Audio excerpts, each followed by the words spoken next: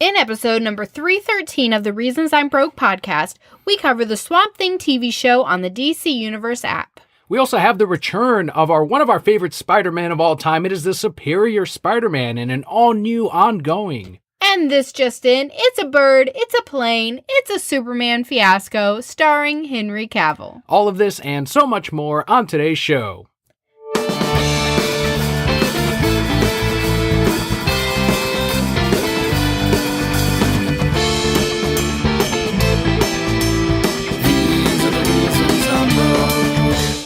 Hello and welcome to the 2018 Podcast Award nominated under Games and Hobbies, The Reasons I'm Broke podcast, bringing you the reasons we're broke every single week, ranging from comics, movies, TV, video games, and so much more. I am your Emperor Papa Kelli. And I'm Darth Daniel. And for those of you joining us for the very first time, the way we format the show is first we're going to start out with some news covering all those topics I just mentioned. We have our Broke Het block where we talk about our week, our Patreon shoutouts, and we wrap it up with a comic book highlight of the week.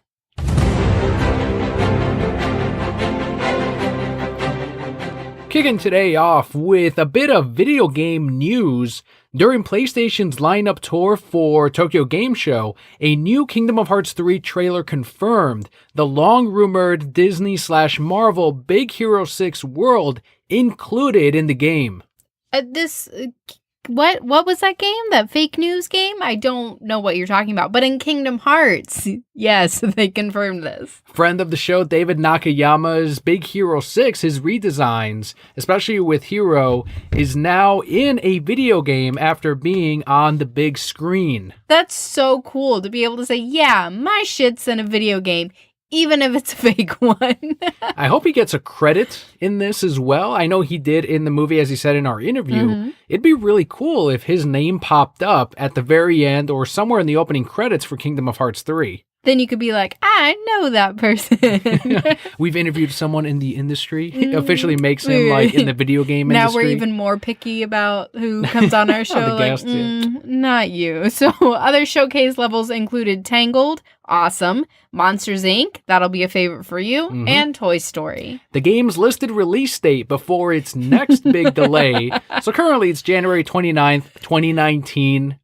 We will see. We'll see a major delay before then, of course, and maybe, once again, maybe Leo will one day watch his grandkids play the game. What if they came back and they're like, we're going to delay it 1 month to February 29th? I wouldn't believe it. Why would it? It would not make sense. It would make sense, but then it would it needs to never come out. That's the problem. It needs to come out 30 years from now. February 29th isn't a real date. The Kingdom of Hearts people would still believe it. They would hope so hard. They would create a date. They would make it happen. Doesn't it exist on a leap year? Yeah. So they're just gonna say the next leap year. So in February like 3 years. Right. And then I'll be like, all right, we'll see it in 3 years until that next delay. It's never coming out, everyone. Not releasing. It'll be out eventually. Sometime. Did you know 8 years ago today I was playing Kingdom Hearts 1.5? It popped up on my wow. Facebook. That's how long they've been stretching these fucking 0.5 games. And you know what? Over 8 years. You know what? We've been buying this shit. So good on them. Oh, I know the reason why. But the fact that people believe so hard, like they still believe Square Enix and Disney that this is truly going to release when they say it is, nonsense. Every time they tack a 0.5 on something, it's just more dollars in their bank account. So they're taking it and running. Someone else who's running, Kelly, towards beating up a 41-year-old and a 64-year-old mother was a man who has reached a low point in collecting in the world of the hobby that we all enjoy, and he's turned it into something ugly right here in Florida. So at a local Target, this man watched a 41-year-old man and his 64-year-old mother. I'm assuming he still lived with his mother, which is why they're at Target together. A lot of people brought that up in the story, and it's like, why are you guys shitting on the guy that got beat up? He already had his Twinkie stolen. I'm shitting on all of them, okay? This is terrible that it happened to them, but they were walking to their car, and this man came up and beat them up to get a Target exclusive Twinkie the Kid Funko Pop. Do you know who Twinkie the Kid is? I don't. It's I'm sure when I describe it, you'll immediately recognize it. It's the regular Twinkie boy. He's got a cowboy hat and he's swinging a lasso. He's got a bandana thing on too. Yeah. Really? That's what he fucking beat him up over? Well, this particular Funko Pop, this Beanie Baby Pop is selling at $10 in store at Target and online for about $150, between $100 and $150. So the attacker, like I said, followed them to their car, beat both of them up, took the pop, and ran. He only returned the Target with the pop after the cops were called on him. This is ridiculous, of course. This is also Target to blame for having their 6 pops only, and you can just buy all 6, one consumer. But it's mainly the fucking guy for running up to someone and beating the shit out of him because he couldn't get the goddamn pop. Do you know why he returned to Target? Why did he return to Target? Because his mom, that he also lives with, told him to. She said, "You just can't steal people's shit, honey. Go return it." There's many people to blame for this. Mainly the guy for taking that fucking negative action. I'm going to also put major blame on Target as well for this ridiculousness. Do you think this incident, is this big enough to where Funko may consider putting a larger print run on some of these exclusives? Hell no. Will anything come out of this? Will Target take any action? Hell no. Not even extra security to make sure that everyone makes it to their car okay after buying one of these fucking things? Hell no. If somebody got shot over it, maybe, and realistically, when we read the article saying this old man beat up these old people. He wasn't old. Was it, whatever, was it really that he beat them up, or he just kind of pushed them over and ran? He pushed her over and apparently punched her while she was down, the 64-year-old woman. And then the son tripped going to chase the guy and defending his mom. It was like a pretty funny, it's an awful thing, but it was a pretty funny video. I don't mean to laugh, but it's so funny. You're just laughing at these fucking Funko nerds. This fucking crime, mocking them. Why is that so funny to you? That the guy tripped. He was overweight as well. I'm just trying to paint a picture. You're fat shaming now. He was so enthusiastic, so eager to save his mom, but he's tripped. Wouldn't you be? Wouldn't you be panicking as you ran up to your mom who was getting beat up by some stranger? This is shit that you watched in a TV show and you crack up. This doesn't happen in real life. But it happened in real life. And it happened in Florida because where else would it happen? Where else? Where else would it happen? Oh my God. I think that year of no sleep has gotten to me. Oh. Just now it's fucking gotten to you? It's gotten to me every fucking day of this last year. He fell. And then he said he got beat up. He did he actually did get beat up. No, you just said he fell. And he probably tripped on a little rock and bumped his head and said he got beat up so they wouldn't think that he just fell. This is a terrible thing that happened. And you're mocking the guy, one of the victims. It's fucking funny. I also imagine the person that beat them up was an old man. He's not. He was in his 40s. Late 30s. Jesus. I'm 10 years away from being in my 40s. Look, I'm going to keep calling it old until I'm there. And then I'll be like, no, it's the new 20. Yeah. Let me drink my mocktails. Well, let's talk about a different line of toys. Some toy makers, and that is with Mattel, who is going big on their line of products. Mattel is launching a movie division called Mattel Films to develop projects based on their many toy lines, including He-Man, Barbie, Hot Wheels, Thundercats, and more. A quote here from producer Robbie Brenner, who says, Generations of children around the world have grown up with deep emotional connections to Mattel's brands and characters. There are so many stories to be told and so many imaginations to be captured by these iconic brands, and I look forward to working with Einan and his team to do so, end quote. No specific projects have been announced yet. However, I think this is fucking brilliant.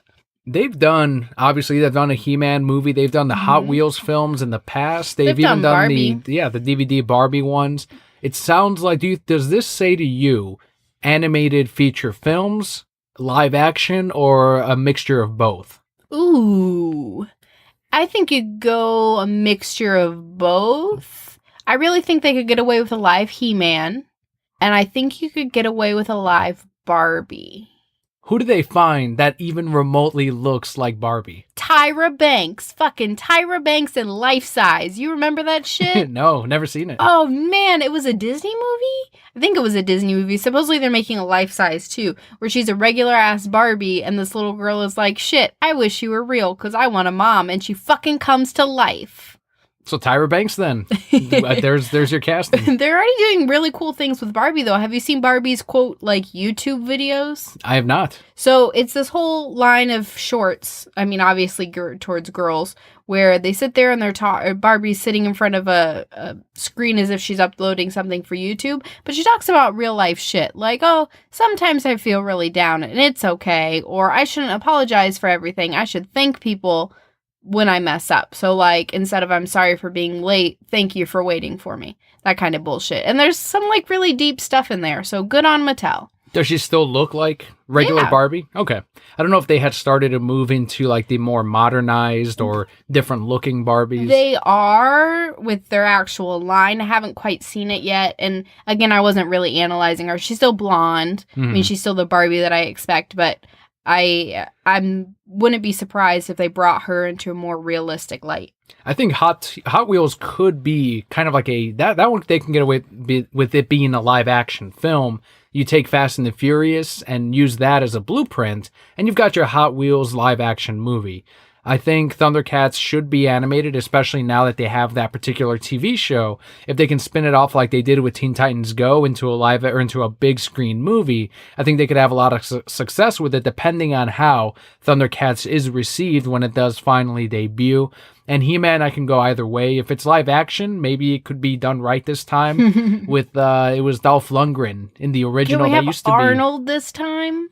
I think he's too old. Honestly, I think he's gone. Do you know what? We would all fucking watch it. I have the power. And we'd be like, oh shit. And then he'd like throw in a one-liner like, stick around.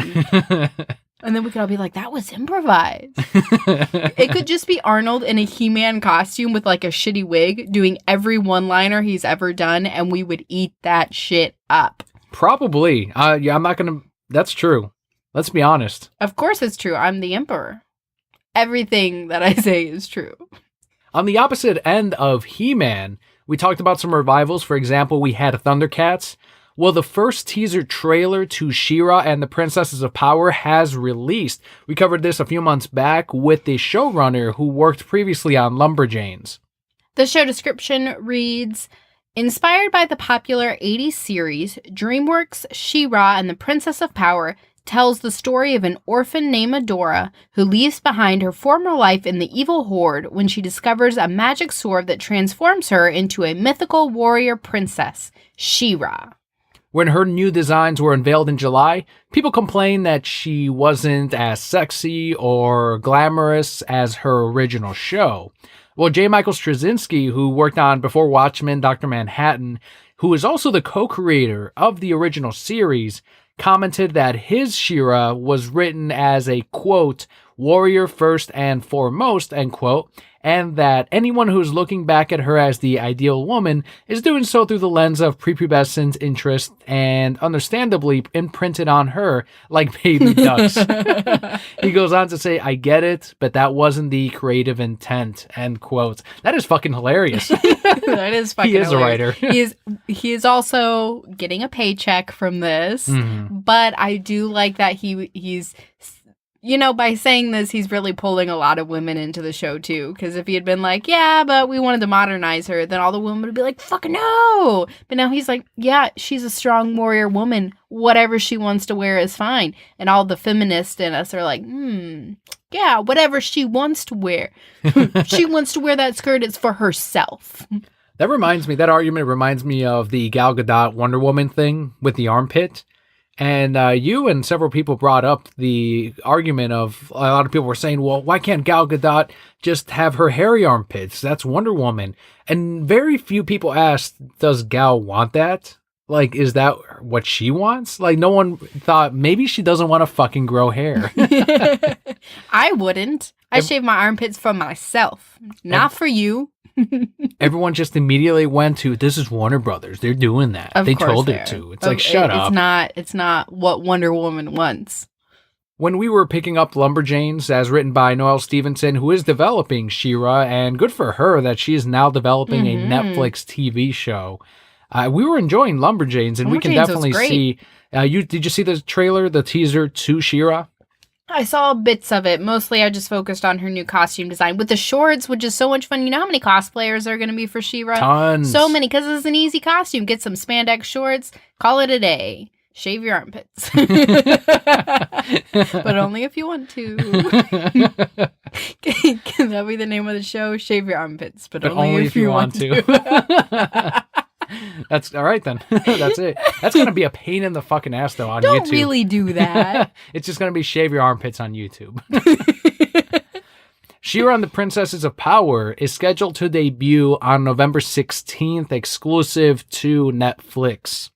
Something else is exclusive, but this time to the DC Universe streaming app. According to co-showrunner Gary Dauberman, the Swamp Thing TV show will be aiming at an R rating once all is said and done. In an interview with /Film, Dauberman said, quote, "We always set out to make Swamp Thing as hard R as we could and go graphic with the violence, with the adult themes, and make it as scary as possible. Because we're doing it through the DC streaming service, they really pushed us, although they didn't have to push hard, for us to go as extreme as we could," end quote. Do you think this is the right direction to go, an R rating? It is, because the DC streaming service is not generic television. That people that are buying into this, I would love to see what the age demographic is for people that have signed on to this. I guarantee you 99% of their subscribers right now at this moment, 99% are over 18 years old. Oh, I'm They're over sure. 17 years old. Of course. The majority of your audience here is going to be watching the Fuck Batman Titans show. They're going to be watching the Hard R Swamp Thing TV show. This is for adults. This is a streaming service for DC Comics fans, which are, for the most part, going to be an older audience. The thing about Swamp Thing, too, is there's so much you can do that's graphic and violent and gore, and because, yes, you have the green, but then you have the red as well. I think it was a Swamp Thing comic book where something in the red was like tearing people apart from the inside, and it was nasty, and flipping them inside out, and all that nonsense. That was Animal Man, but that also crossed over with Swamp Thing, and they were very close to one another in theme. It was gross, but so cool. I know this one's going to be closer to the Alan Moore series, which is, by many's account, the Swamp Thing comic book, and it went for many years, as opposed to the New 52, but I'm sure there will be some hints of that in this TV show. Dauberman also revealed, this is very interesting, I did not expect it, but Swamp Thing is going to be played by an actor in a costume, and hinted that it could cross over with other shows on the DC Universe app. Do you think that's the right move? We had predicted that Swamp Thing would be CG. I think a costume's fucking great. You got the money for it, just fucking do it. But we always like costumes better than everything else. Sure, but do you think Swamp Thing is a bigger-than-life character, both physically and in the DC Universe, that he should be CG'd? Have you heard of stilts? Did you not see Pan's Labyrinth? There's fucking big things in there.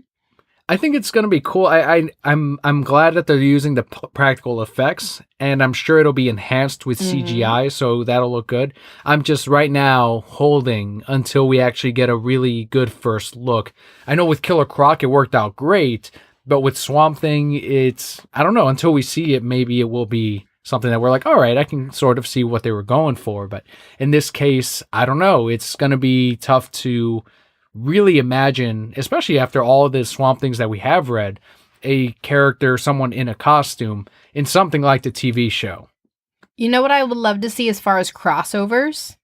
Make him a potted plant in every DC show. And that's all that he is, but you know he's Swamp Thing. That's such a good idea. Yeah. And he can just be everywhere. And then you could say, oh, tune in today to see Swamp Thing in this show. And then people watch the whole thing and they're like, there was no Swamp Thing, but he was a fucking potted plant.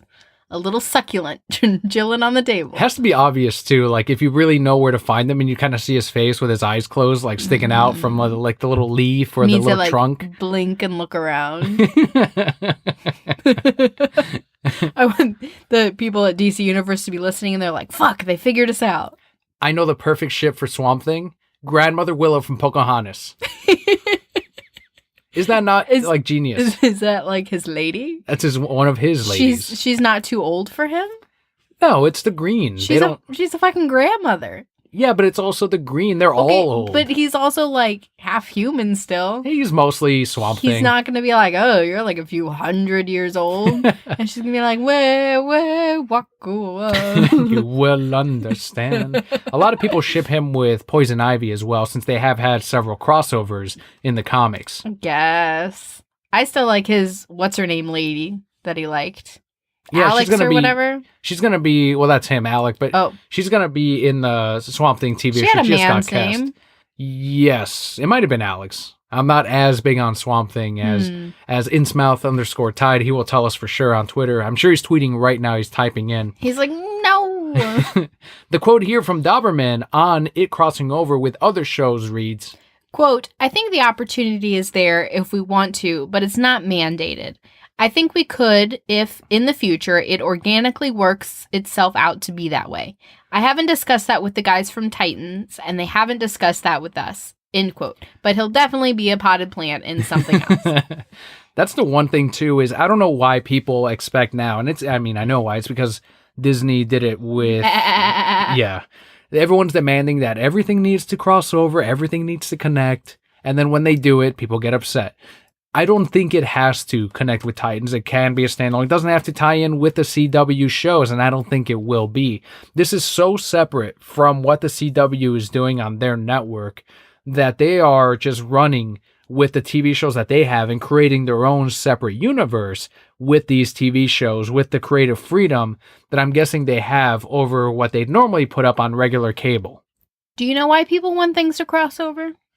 Well, it's because of the Marvel movies and the TV shows. Because they don't have the imagination to put it together themselves. What do you mean by that?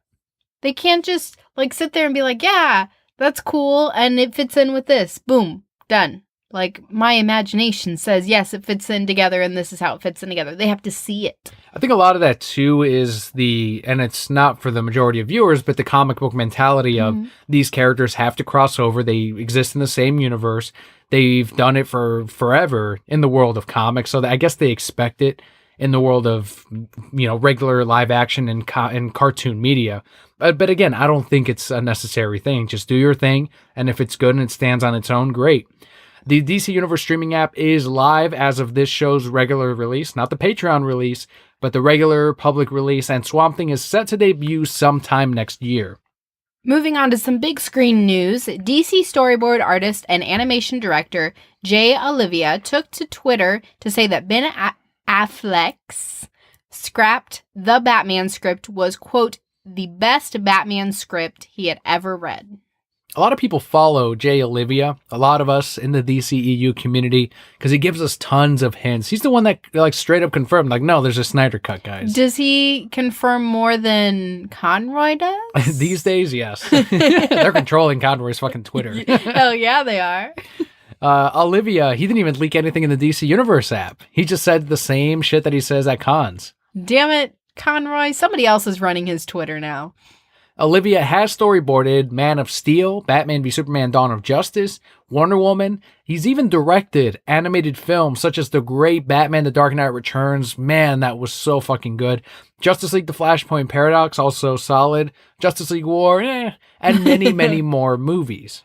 Deathstroke actor Joe Manganiello also responded with his checkmark seal of approval. How about that? He probably had an even bigger part than what we're having with, although I don't know, it could be that they're using the script as some kind of inspiration. We'll maybe find out. Maybe Jay will reveal as we continue on. But Olivia did say that he storyboarded a fighting sequence from the script between Batman and Deathstroke. Will we ever see that? I have no fucking clue. I hope so. If it's the best he's ever read, hopefully they're using parts of it. I mean, I would fucking trust this guy because he's done all this great stuff. The sad thing is, it sounds like he's not working on it right now. So they probably went with a whole new team once Reeves took over. Well, you know, it's because Ben Affleck, he's leaving. Oh, that's right. You're right. Why he's quitting and he's done, especially after Cavill. He didn't want to. He's been quitting for the last 2 years, and he's still quitting. and you know, after this movie, he'll probably still quit. Oh, he's quitting, but he also signed on again after he quit, but now he's quitting again. Right. But he's going to film the movie and then quit again, right? But you know, he probably never wanted to do it anyway. Yeah. It's funny because of the later news that we're going to come across. You guys will see. The Legion of Doom, as shown briefly in the post-credits scene of Justice League, dispatches Deathstroke to kill Batman in Affleck's original script, and that was a scene originally included to be in Justice League as filmed by Zack Snyder. Reeves has reportedly developed his own story for the film, which will not draw on Affleck's script, though Reeves says Affleck is still involved in the movie. Why did you give me his name 3 times? But he quit, though. But I always want to call him Affleck. No date has been announced for The Batman.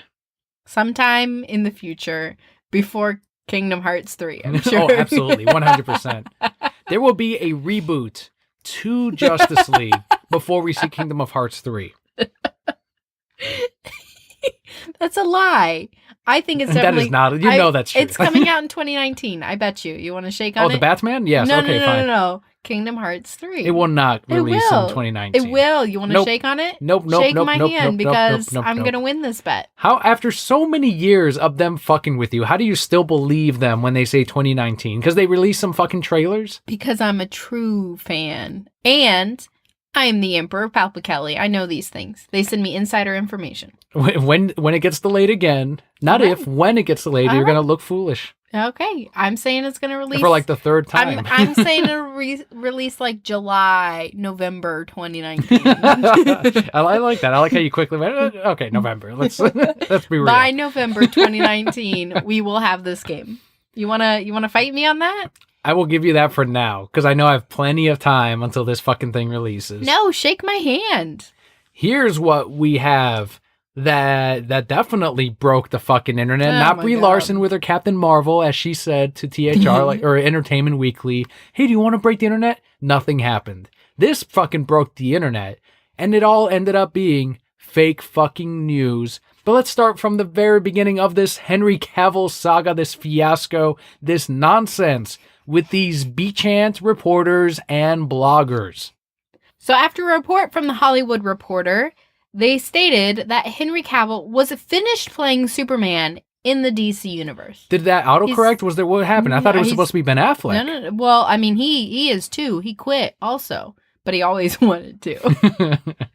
But now it's Henry Cavill. He's done too. I guess, you know, these superheroes, they just don't want to stick around. They don't. So bloggers quickly took THR's report and ran with the unconfirmed story that Supergirl is going to be the focus of the Superman films moving forward in an effort to include diversity in their films as part of their big movement.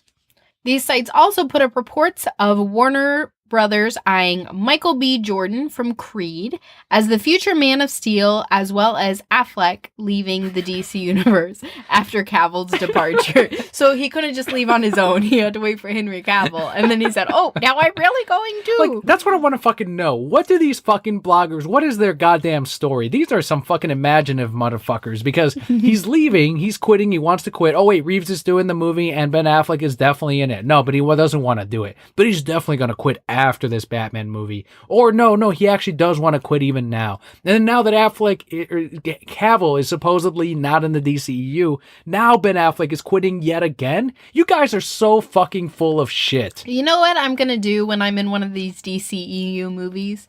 I'm going to write blogs about my fucking self saying that I'm quitting. As you're filming and taking selfies on Yes. set, I'm quitting today. Maybe today will be the day that I quit. Unbelievable. So did you see this throughout the day? Because this broke today while we're recording. It reported on this day. What did you come across this at all while you were on Facebook or on Twitter or any of that? No, you know what I did with my day? Raise Leo. I raised our son. So no, I did not see any of this. I did get on Twitter today though. It came across several times because I work on it's New Comic Book Day. Of course, I came across it, and many people were bringing up this fake news story, and it was interesting to watch it develop as it continued. And by like 5 p.m.-ish, I became no, that was fake news. Not Mr. Know-It-All myself. Like, nope, not true. Fake news. Not true. Nope. Well, it continued to unfold as we saw throughout the day, with even Henry Cavill's agent responding on Twitter with, quote, "Be peaceful, the cape is still in his closet." Warner Brothers has been and continues to be our partners as they evolve the DC universe. Anticipate a Warner Brothers statement later today, and, quote, his agent, of course, being Danny Garcia. I can read between the lines. Be peaceful. The zeros are still on that paycheck. And people still doubted this, Kelly? Of They course still doubted it. They did not know what she meant by that. Then Henry had to go on Instagram to respond himself, putting up a video where he's wearing a Krypton lifting team t-shirt, slowly lifting up a Superman action figure, along with the tagline, quote, "Today was exciting, #Superman," end quote. This was incredibly cryptic to many, Kelly. What does that mean? I don't know what that means. I don't know. What does he mean? Is he quitting then? I think that means he's quitting. Because he lifted the figure up and then back down. So he rose to fame and then now he's letting it go. That's what it obviously means. That's clearly what that means. Clearly. Fucking idiots.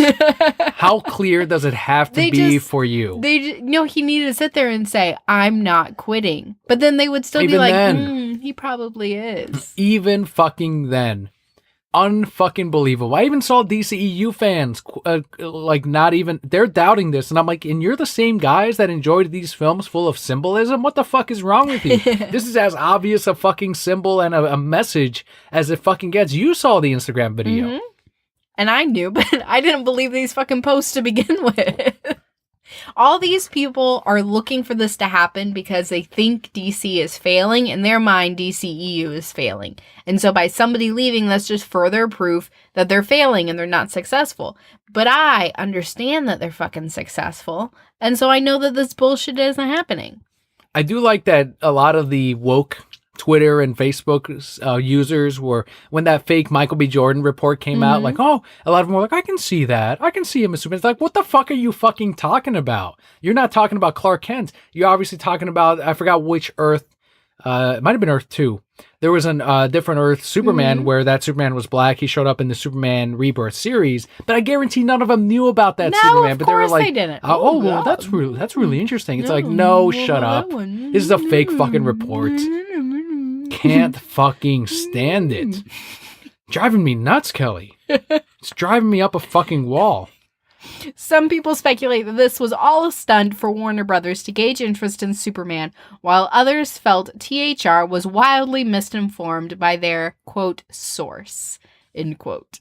That is, again, the blogger saying, it was just a stunt by Warner Brothers. That's probably what it fucking, what do you think this was? I think it was THR got misinformed. They ran with a story with a fucking nonsense clue. Yes. And the agent had to come out and say, no, that it's still in the closet. And Henry Cavill had to put out a fucking video. And she retweeted it with a bunch of laughing, like, emojis. Like, oh, Henry, like, it's fucking hilarious. This is all a goddamn circus. I think, somebody lost their job. Maybe. For someone at THR, for sure. Yeah. Somebody there lost their job. However, they got tons of clicks. Maybe not. They got a shit ton of clicks from True. this fucking story. I think they probably had no other stories, and they were like, let's just fucking put this out and see what happens. My coworker Sean nailed it perfectly. He figured out what exactly happened, and they looked at Henry Cavill's shooting schedule. Mm-hmm. They saw that he had just signed on for The Witcher, which is a longer series, and saw that there was no possible way, due to the schedule, that he could be working on another film. So they saw this as, okay, well, they tried to put pieces together that did not exist. Instead of going, well, they're actually developing Shazam coming out next year, Wonder Woman coming out next year, the Batman that Reeves has just worked on the script. He's working on that and finishing that up. And instead they're assuming, well, in that period of time, though, he couldn't have fit that fucking shoe because they had to have included a Superman film next year. Nonsense. Look at the fucking timeline. Well, didn't you know he's supposed to be in all those other movies? He's going to show up in Shazam. I guarantee you he shows up in Shazam next year. He's supposed to be in all those because they got to cross over. You got to have all the characters everywhere. His scene is filmed. He is finished filming Shazam. I guarantee you. But they got to cross over. And he will. He's going to show up. You're going to see Superman next year. You're going to see him on the big screen. Then it can put this story. Because you know what we're going to have now? We're going to have another year's worth of now Henry Cavill and Ben Affleck both leaving for the next year. They're both quitting. They're going to leave for the rest of their lives. They're going to be retired and old and on their deathbed. And they're going to say, well, he's not playing Batman anymore. I do like now, when that news story broke earlier, before they had to come out and clarify, like, no, he's still fucking Superman, is a lot of these people, all of a sudden, including the MCU sheep, were going, no, but he was a great Superman. What a shame the DCEU is over. That's the one good thing about it. It's like, fuck you. Fuck off. You did not care. Stop pretending, you motherfucking pieces of shit. Can't stand it. You know what else these MCU sheep are doing? They got fucking quiet after Henry Cavill put out that fucking video. I can tell you that. But they're also be blogging. These sheeps be blogging. This saga fucking continues. A pedo perv, James Gunn. You sound like you're going into WWE. I'm saying it as his brother too. Oh, you mean you can't do his brother, where they killed all my friends. That's right. They fired my brother. He was a pedo perv. So the bloggers that are blogging are saying that James Gunn may not have wanted to direct Guardians of the Galaxy Volume 3 anyway. That's right. So it was okay that he was, because he didn't want to do it anyway. So it's like he wasn't even really fired. Right. Like really he wasn't fired. He probably went in and realized, like, look guys, I'm just going to leave. There's no trouble for you. You can't fire me. I didn't want to direct this anyway. Right. I don't want to do this. So I'm gone. Bye. That's the story they're going with. That's how fucking sad this is. They have to justify it to themselves. I think they've given up. Justify his pedo pervness to themselves. They'd make poor Blue Lanterns, would they not? They would be terrible. I just figured out who beat up this kid and his mom. Don't say it was James Gunn. It probably was pedo perv James Gunn. Why would it be James Gunn? Because one, he needs money. And it's Twinkie the Kid or whatever. And two, we didn't find out any more information about this guy, so I'm sure the Marvel sheep just covered it up.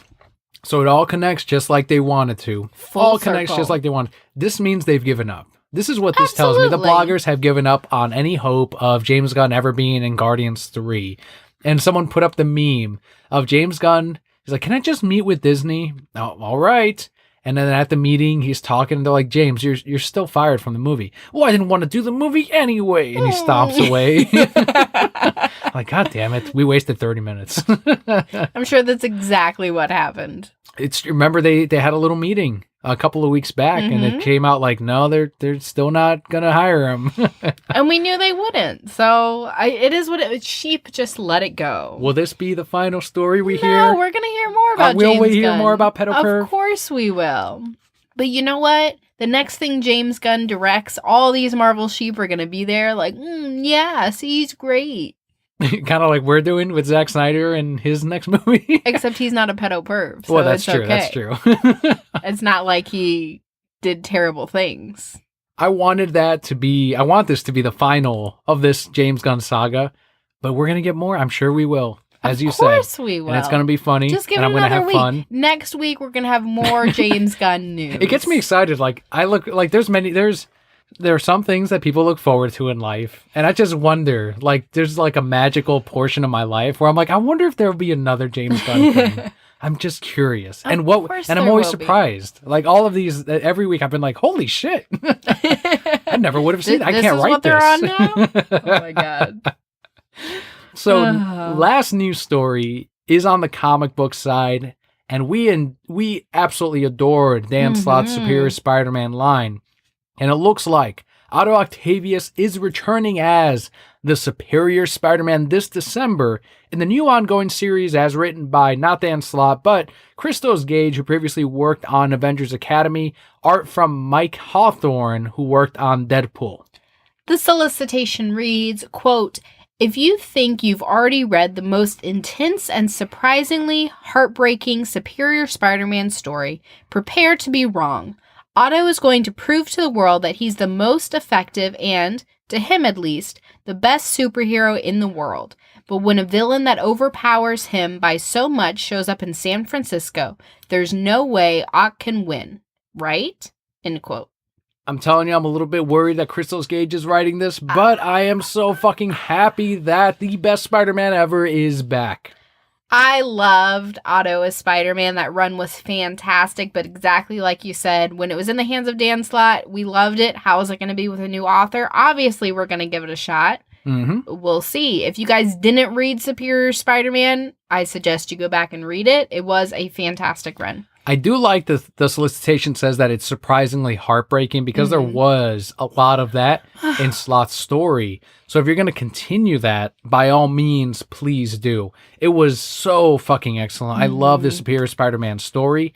I felt that it was probably one of the best runs that we had got in comics. Dan Slott got so many death threats on Twitter when he supposedly killed off. He did kill off Peter Parker, but Peter lived on inside of Otto's mind. And then Otto, another perv, but not a pedo one, he accessed like Peter's memories of having sex with MJ, and he's like, "Oh yeah, I'll go to sleep with this." And Peter was inside and says like, "No, Otto, no!"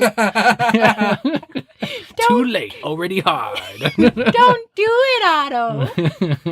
But wasn't Otto like with Peter's mom or Aunt May? Wasn't that many like... years ago? Okay, yeah. okay. Yeah, but and that's the other thing. But he then also didn't view her in that way because he was now in Peter's mind, and he gained the same affection that Peter has for Aunt May. What if he could have viewed her that the same way though, and then he's thinking of those memories? Watch this, Peter.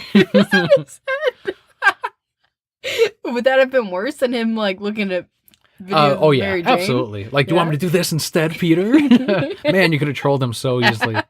See, if you were Otto, you'd be doing all that Oh shit. yeah. I'd fucking drive him insane. He'd come out as another Cletus Cassidy right out of me. And that's how you do the Superior Carnage. Done. So, that's going to be one of the first in a long time. Oh, you know what? We are reading Venom First Host, but it's not an ongoing. But I think it's one of the first Marvel books that I have been pretty interested by and reading the solicitations. So we'll see what ends up happening. We'll definitely give you a review of issue 1 when that releases. What did they say? December? Was there a date yet? I didn't see a date on the notes. That doesn't mean that there's not one. Oh, yeah, you're right. December. With all of that news out of the way, let's head into the Brokehead block, and that goes with I said I would never bring you another MCU review ever again. I don't know if you want to handle this as a review, but how did you happen to watch the Black Panther film? So, I go to visit my parents quite frequently. I enjoy taking my son because they love to see him. He's the highlight of their day. So, I got out of work early yesterday, went over to see my parents. Leo's like running around. And then what is on my dad's TV but Black Panther? So it was already playing. It was already playing. So I came in I guess in the middle. I don't really know where I came in that Lucky movie. you, I guess, based on what you told me. I guess. So we stayed and I let Leo run around and play for a little bit, and I'm watching it. And just my initial thoughts of the movie, who cares? I thought Doctor Strange was boring. Get out of here. This was no way. This movie was pretty freaking boring. Was it more boring than Doctor Strange? Was really fucking boring. I was really bored. Just that little bit I watched, I was so bored. I told Sean today that you thought it was extremely boring. She's like, how? He's like, how did she find it boring? And I said, I don't know. She said like most of the movies a car chase. Is that true? Is that what you had mentioned? I mean, most of what I watched. So I watched like an hour, right? And in that hour, he fights with some man to be king. He gets covered in dirt and sees his dead dad. Sorry, spoilers for anybody. It doesn't matter. Like I know the hardcore brokeheads have seen it. So, okay, he sees his dead dad. He goes to the black market. Oh, some guy steals an axe and kills some people. It's not an axe. It's like a giant ass hammer. Okay, and then he goes to the black market and then he rides on a car. This is an hour of the movie, and I don't care about any of the characters by this point. Well, that's because you came into it and like an hour in. But that shouldn't matter. In an hour, you should make me care about the characters. I should care about somebody in an hour, and I don't. I really just didn't. Nobody. Black Panther's pining over his ex-girlfriend that he wants to get together, but she wants to do more for the world than being a queen. Didn't care. Go find somebody else, Black Panther. People are saying, find Storm. But I guess in the movie they end up kissing and all's happly ever after, right? I don't know. You spoiled it. Now I can't finish Did you not finish it? No, I didn't finish it. I watched for an hour. And then I was like, Dad, we're going to go home. Because I could sit here with you and be bored, or I could sit at home and also be bored. So I will just go home and not watch any more Black Panther. They were some guy, Creed's, whatever, that kid, Michael B. Jordan. He was in there being the bad guy. And I was like, who's this rapper wannabe? Because he was not acting very well. No, but he's supposed to be the greatest villain since the Joker in The Dark Knight, Kelli. Here, you want to know what he did in that hour that I was there? He walked into a museum talking to somebody, and he's like, this thing is from Wakanda. And the lady's like, oh, that's weird because our records don't show that. And he's like, I'm going to get it off your hands. And she's like, it's not for sale. And he's like, I poisoned your fucking coffee. And then she dies. Fucking right? Goddamn it. It's so fucking dumb. So she dies. And so then the paramedics run in and everybody runs away like, oh my God. And the paramedics come in, but the paramedics are the bad guys too. So then they shoot everybody. And then they break open the case and take this thing, which is adamantium, and they have to dramatically blow the dust off of it with his it looked like a fucking baby hand, but it was a robotic hand or whatever. And gets all the dust off of it, and then they put him on the stretcher he's a dead person and wheel him out. There's no onlookers, nobody recording this shit like they would have, nobody by the ambulance. And then they just load him up, and then he starts making out with his girlfriend, and they drive away. That's it. That's all he does in the movie. That's all that I saw in that hour. And according to people, as good as Heath Ledger. As fucking good as Heath Ledger. Definitely wasn't. I haven't seen it. I'm going to guess most people are lying. And then he found, this fucking creepy mask, and he's like, I'm going to take this. And the guy's like, is that adamantium too? And he's like, no, it just speaks to me, or some bullshit. And then he takes it. That was it. What? See, that's... Again, I haven't seen it, but that's fucking poor writing. You have him through his actions show that it does speak to him, not him literally fucking telling the audience. Although he is telling this to MCU sheep and they need everything fucking spelled out to them. That's why they can't appreciate some fucking symbolism in their goddamn fucking movies.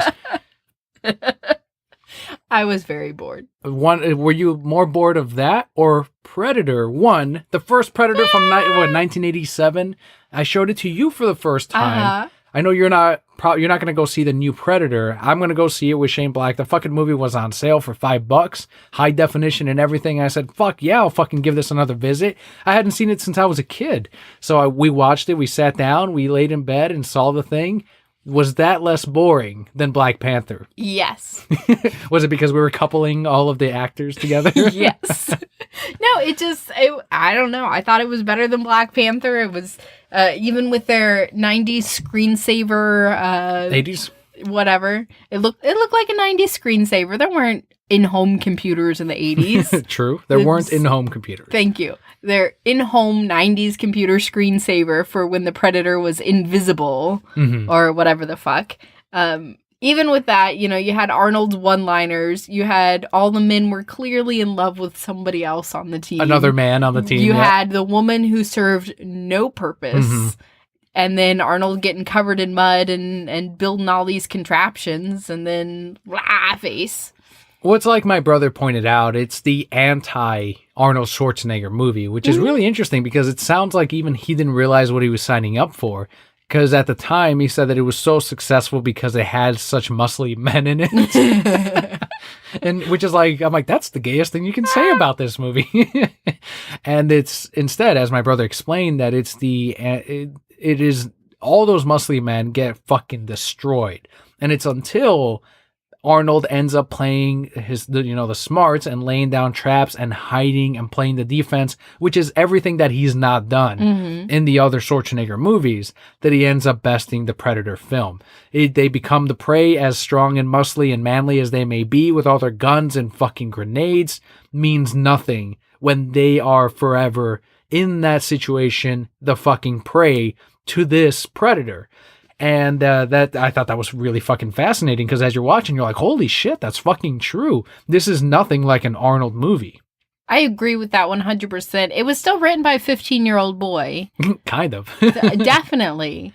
But he might have been making fun of the genre. That's my whole thing with it. I mean, I guess I could see that, but it still had all the... And then it's going to be an alien, and he's going to kill these guys, and then skin them, and then take their skulls and their spines. It truly... is that's what really embarrasses these manly men and scares them. It's the complete and utter control of their carcass and their body and their lives. Like, I think it's like, I get it. It's like, oh, that's really gory, but it's like, you got to think about what else they were trying to spell out with it. What I found most fascinating as I was reading about the production and everything, is that even the Predator design was like, they had to refilm some things because the original Predator design was a little bit different than what they ended up going with. So there were so many hiccups in the actual production of the movie. And Shane Black is the very first fucking guy that gets killed in the movie. And now, so many years later, what's it, over 25 years later, 30 now? He is now the director of the new Predator film. He did Kiss Kiss Bang Bang, which revitalized Robert Downey Jr.'s career after he had gotten out of all the drugs that he was doing. And that movie is what told Disney, all right, he can work. He can be this Iron Man character that we don't even know what's going to happen. Right. And it fucking took off, and now he's a fucking trillionaire. It is all because of Shane Black's movie. Whatever Shane Black does, I'm all in. He did Iron Man 3, which was my favorite of the 3 Iron Man movies. I'm all in on the Predator, and you will have a fucking review next week. Moving on to something more important than the Predator, but equally as terrifying. My week has been spent with no makeup on my face. I could be the Predator in the movie. But you don't have like little claws on your mouth. Little crab face. But I have this Quasimodo eye, so...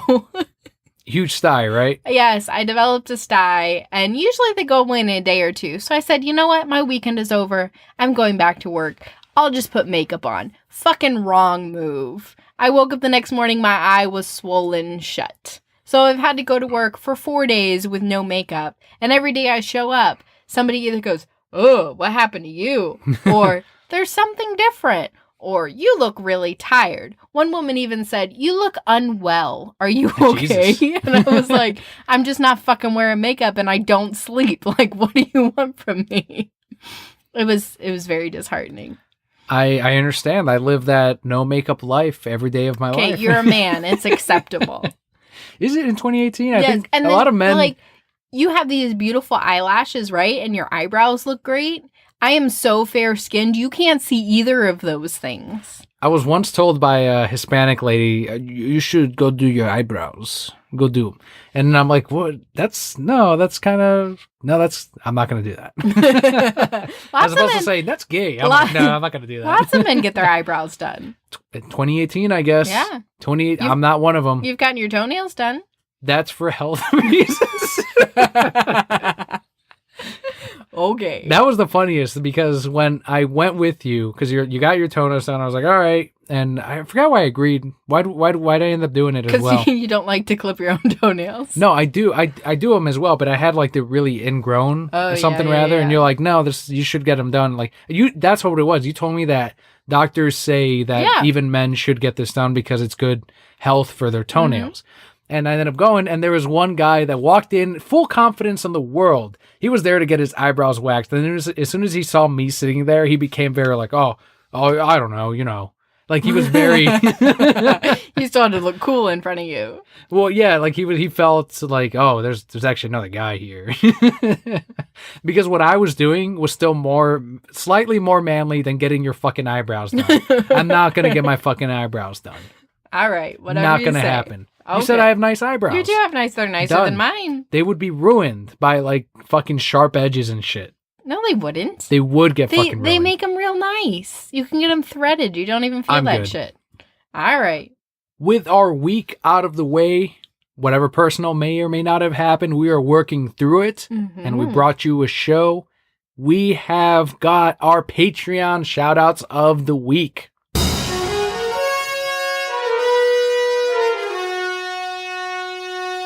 This week, we have 4 shout-outs. The first one goes out to Kyle, whose Twitter handle is @KyleInge. And he is parenting right. He put up a picture of him and his daughter eating donuts with the caption on Instagram saying, quote, "Sometimes you just need to sit in the parking lot at school and eat donuts. #daddy-daughter time." So true. I've never done it. I don't have a daughter. I'm not sure how that goes. But you got to have those moments. You got to just sit You do. I remember one time, Mom and I were driving home from school. I went to school forever away. It was like 45 minutes away. And I must have been in middle school or high school. And we were driving home, and she's like, "You want some McDonald's ice cream?" And I was like, "Fuck yeah, I want McDonald's." Except I didn't say that. I was like, "Yeah, McDonald's ice cream would be great." So we pulled in and we got some McDonald's ice cream, right? And then we keep on driving. And we finished our ice cream cones again, 45-minute drive, an hour, because it's rush hour, right? And then we're almost home, and she goes, "You want some more McDonald's ice cream? We should probably compare McDonald's." And I'm like, "I think we should, Mom." And then we got more McDonald's ice cream. And it was great. It's those, I mean, it was small. It cost us, what, like $2? Sure. For all that ice cream, but it's something that I will always remember. And she and I bring it up all the time, you know, those great memories. So you have to have those with those kids. You gotta make those memories. I'll build that with Leo. Mm-hmm. Do you want to watch another Batman the Animated Series episode? I want to as well. Do you want to watch Dad, I didn't answer. some more comedians in cars getting coffee? This is only the 17th time we've seen this episode. Let's watch Barack Obama again. Next shout out goes out to Robin on Instagram @RobinConcepts. Robin has a short video up of some sneak peek artwork for digital art project that he's been working on. I'm curious to know what is happening, Robin. What are you working on? What is this project? Tell us. We need to know. We need to know. If we can buy it, we will, Robin. Yes. Believe us. Next shout out goes out to Matt on Twitter @MrForklift. He retweeted that Glenn W. Derflinger Jr., a project designer on Disney Space Mountain, passed away. Space Mountain, one of my favorite rides at Magic Kingdom. It's a great ride. You know how much work went into that ride? No, what did they do?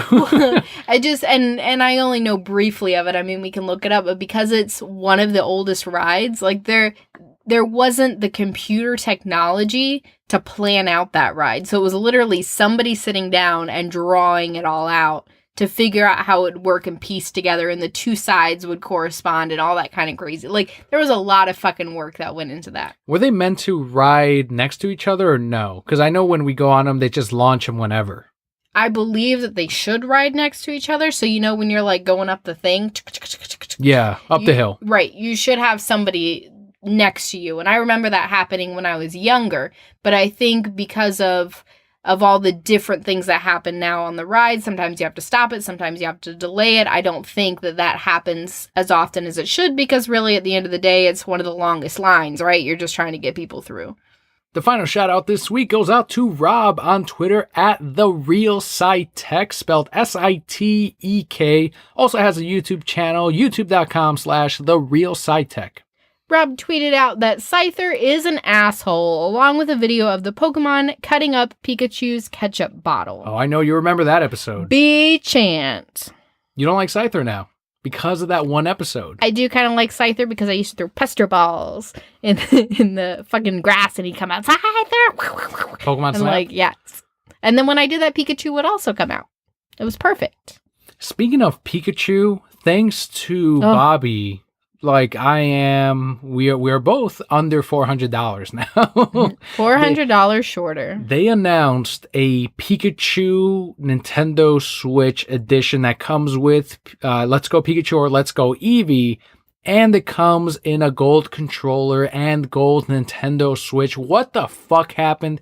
This tells me, by the way, Scott from Lazy Gaming Guys, if you're listening to this, because we bought this and as soon as they fucking ship it, Nintendo's gonna announce a Nintendo Switch Lite, which I fucking know they're gonna fucking do it. Out of fucking principle, I'm gonna buy that shit too. Because fucking Nintendo and their fucking bullshit. Well, always get me with this goddamn shit. Here's the thing. We had to buy the Pikachu Switch.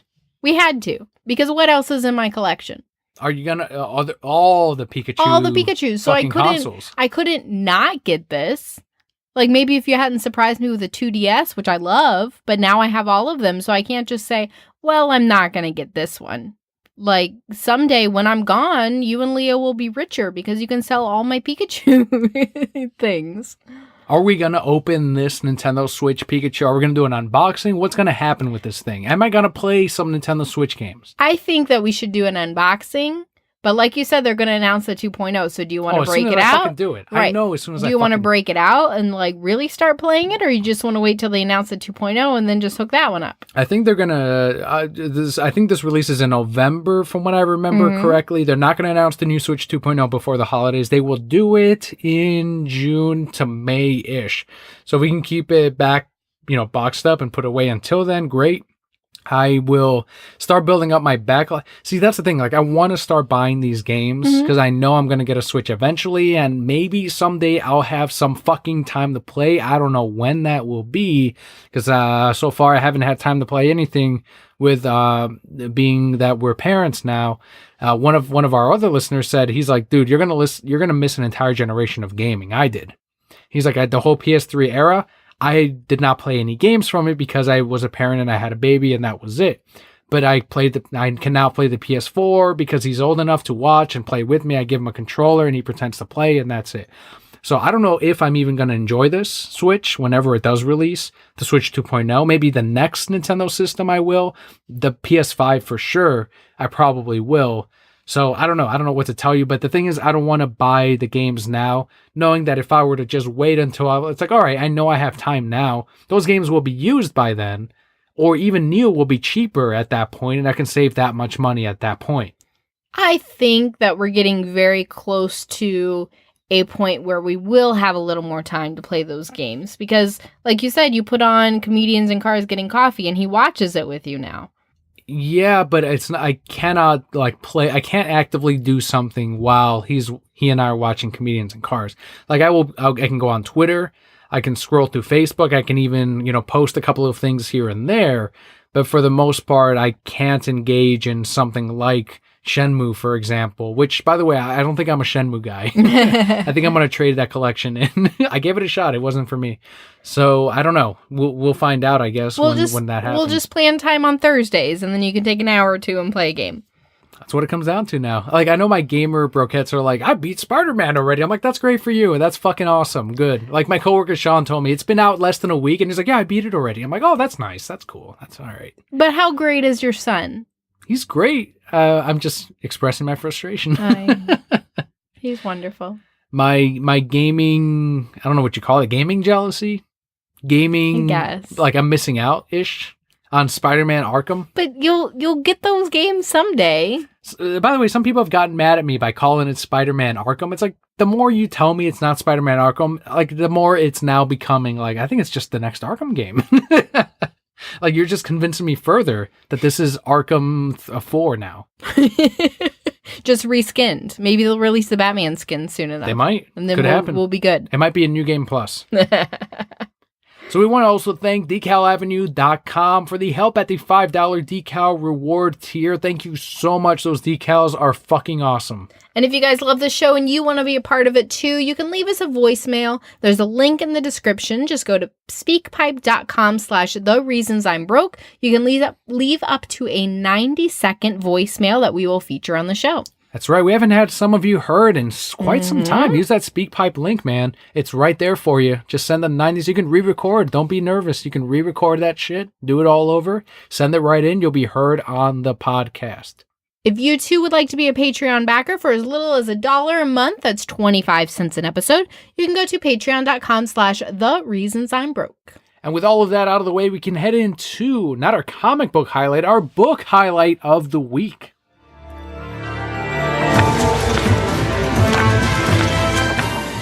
This week we have Batman Flashlight Projections, written by Jake Black, with art by Scott. Oh man, I can't even. That's not even a colorist either. That's a fantastic name. Buon Cristiano. Buon Cristiano. I love it. Very much an Italian name, just like Leonardo. If he were a colorist, he would just be Buon Cristiano. Not just Buon. Buon. B-W-A-N is what I would give him. Okay, he can just be Buon. Yeah, this is from Inside Editions. We had Eric on the podcast a couple of months back, and we talked about Batman Projections. It has arrived. Mm-hmm. It is in our hands. It is here at the Reasons I'm Broke studio, home, whatever you call it. Closet. Kelli.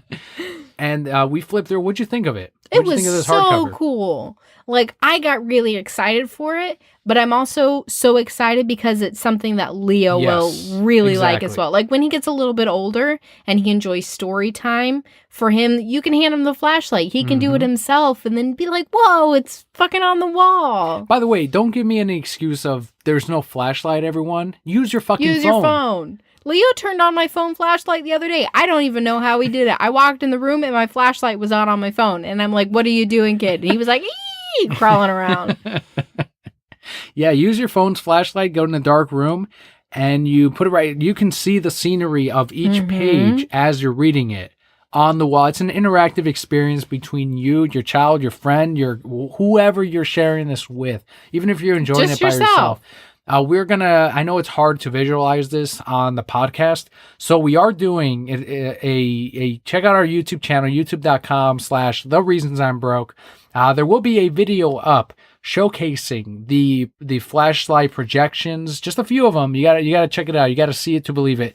And I haven't seen anything like this. There's even that final page that we were talking about when we first talked about it. I don't know why I visualized it like, okay, you cut out the bits and then, I don't know why I thought that, but you fucking use a dry erase marker on it. And it's like, oh, fucking of course, I'm an idiot. And then you can redo that last page over and over again and create your own story, your own drawings, have your kid draw on it and make their own projections. It is genius. Like, how has this not been at, my local comic shop or even available up until now? And now it is. I am so excited to sink our hands into it. When we're done here, I'm going to go read it right now. $16.99, everyone. $16.99 for pages of flashlight projections themed to fucking Batman. You've got the villains in there, too. You've got the Batmobile. You've got the Bat Signal. You've got it all in this. It's not just like, yeah, we had Eric Chang on there. We had Inside Publishers. We believe in the books. They look amazing. The price is right. It is interactive. Leo will love it. That's what it all comes down to, and that's why I believe in this. I could definitely see this being used for more than just Batman, too. The options are limitless. There's so many possibilities with this kind of book where you can light it up, project it on the wall. To me, it's such a simple concept, but it's so great because you're getting away from just looking at your phone screens to go to bed. I mean, we all do it. I look at my phone screen to go to bed too. But now I have something that I can do with my child that's dark and quiet and a lot of fun. So once again, that is titled Batman Flashlight Projections. It is, check with your local comic book shop, see if they can order it straight through Diamond. If not, it is available at Inside Editions and also at major online retailers. So definitely check it out. Once again, Batman Flashlight Projections. That is our comic book highlight and review and recommendation for the week. That is also the end of our podcast. It was a much longer one than we've had. A lot of news, a lot of speculation, and people quitting, but they wanted to quit because they wanted to. And there's a lot of quitting going on, everyone. A lot of false quitting, a lot of real quitting. Who knows? Who cares? So thank you so much for tuning in to today's podcast. The Podcast Awards results are right around the corner. Cannot wait to see that along with all of you. We'll all be watching live on September 30th. So thank you so much, as always, for the nomination, for tuning in every single week, for your support on Patreon. I'm Daniel. I'm Palpa Kelli. And Broke at Core, all will be well.